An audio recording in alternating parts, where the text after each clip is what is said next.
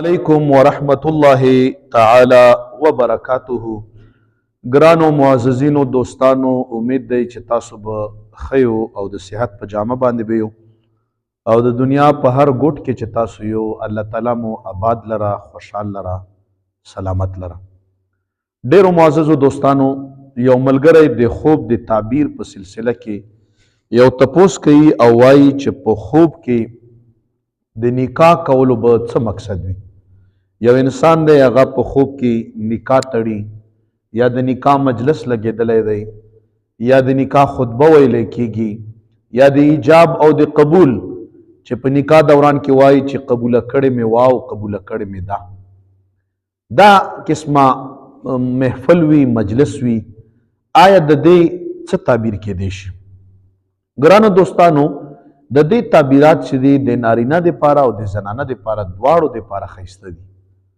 د نارینه دپاره خوشحالي ده، د نارینه دپاره ښه والی دی، د نارینه دپاره د ژوند د ښه کېدو نشانی او اشاره ده.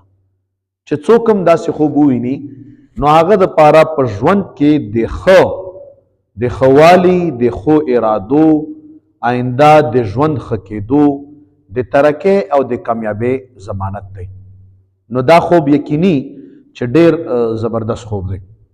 او که چېرته وویني چې داسې یو چا سره د ده نکاح کېږي چې هغه زنانه دی نه پیژني، نو په دې سره هم د مال، د دولت او د ښه والي د دې نشاني ده. او که زنانه پیژني نو هغې خلکو نه دته د خیر د رسېدو نشاني ده، د هغې خاندان نه دته د فایدې ملاوېدو زیری دی، د هغې خاندان نه دته د کومک او د تعاون او د امداد یو زیری دی او یو اشاره ده.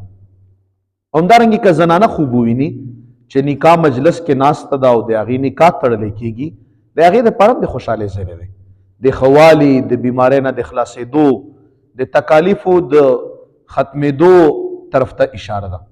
نو بنا بر هر تقدیر که نارینه دا خوب وویني او که زنانه، په خوب کې نکاح دا د ښه والي، د خوشحالۍ علامت دی.